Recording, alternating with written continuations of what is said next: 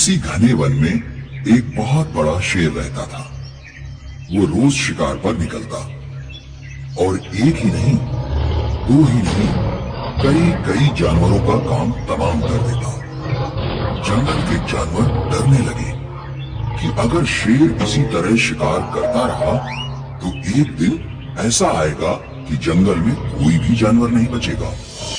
एक दिन जंगल के सारे जानवर इकट्ठा हुए और इस प्रश्न पर विचार करने लगे। अंत में उन्होंने तय किया कि वे सब शेर के पास जाकर उनसे इस बारे में बात करें। दूसरे दिन जानवरों का एक दल शेर के पास पहुंचा। उनको अपनी ओर आते देख शेर घबरा गया और उसने गरज कर पूछा, क्या बात है? तुम सब यहाँ क्यों आ रहे हो? महाराज, हम आपके पास निवेदन करने आए हैं। जब आप शिकार करने निकलते हैं तो बहुत सारे जानवर मार डालते हैं। आप सबको खा भी नहीं पाते।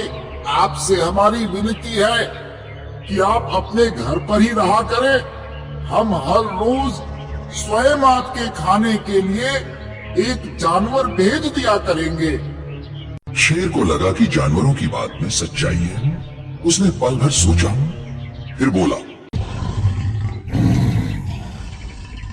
अच्छी बात है, मैं तुम्हारे सुझाव को मान लेता हूँ, लेकिन याद रखना, अगर किसी भी दिन तुमने मेरे खाने के लिए पूरा भोजन नहीं भेजा तो मैं जितने जानवर चाहूंगा मार डालूंगा। उन्होंने शेर की शर्त मानी और अपने अपने घर चले गए। उस दिन से हर रोज शेर के खाने के लिए एक जानवर भेजा जाने लगा। इसके लिए जंगल में रहने वाले सब जानवरों में से एक एक जानवर बारी बारी से चुना जाता था। कुछ दिन बाद नन्ही खरगोश की बारी आ गई। नन्हा खरगोश जितना छोटा था उतना ही चतुर भी था। उसने सोचा, बेकार में शेर के हाथों मरना मूर्खता है। अपनी जान बचाने का कोई न कोई उपाय अवश्य करना चाहिए और हो सके तो ऐसी कोई तरकीब ढूंढनी चाहिए जिससे सभी को इस मुसीबत से सदा के लिए छुटकारा मिल जाए। आखिर उसने एक तरकीब सोच ही निकाली। नन्हा खरगोश धीरे धीरे आराम से शेर के घर की ओर चल पड़ा। जब वो शेर के पास पहुंचा तो बहुत देर हो चुकी थी। भूख के मारे शेर का बुरा हाल हो रहा था। जब उसने नन्हे से खरगोश को अपनी ओर आते देखा तो गुस्से से बौखला उठा और गरज कर बोला, तुम्हें किसने भेजा है? एक तो नन्हे से हो, दूसरे इतनी देर से आ रहे हो।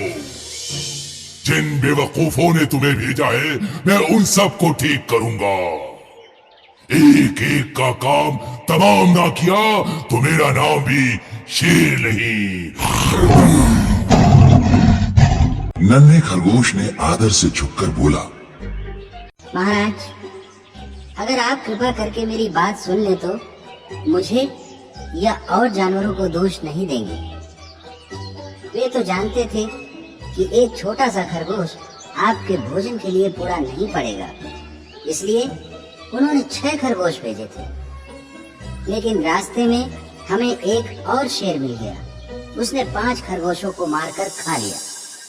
ये सुनते ही शेर दहाड़ कर बोला, क्या कहा? दूसरा शेर कौन है? तुमने उसे कहाँ देखा? महाराज, वो तो बहुत ही बड़ा शेर है। वो तो मुझे भी मारने जा रहा था, पर मैंने उससे कहा, हम सब अपने महाराज के भोजन के लिए जा रहे थे, लेकिन आपने उनका सारा खाना खा लिया है। खरगोश की बात सुनकर शेर को बड़ा गुस्सा आया और वो बार बार गरजने लगा। उसकी भयानक गरज से सारा जंगल दहलने लगा।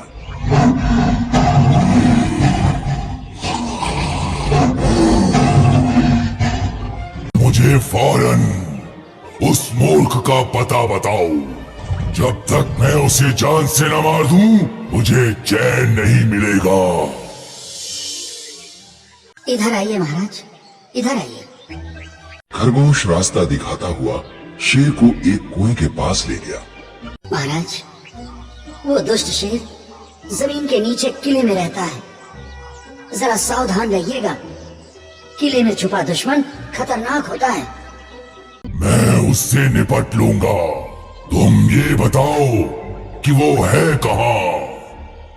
यहीं यहीं बाहर खड़ा था। लगता है आपको आता देखकर वो किले में घुस गया। शेर ने कुएं के अंदर झांका तो उसे कुएं के पानी में अपनी परछाई दिखाई दी।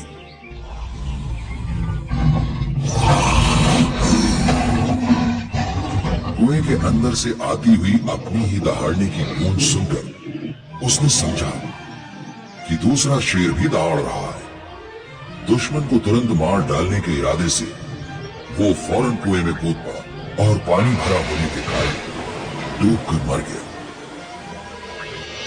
शिक्षा घमंड नाश का कारण होता है।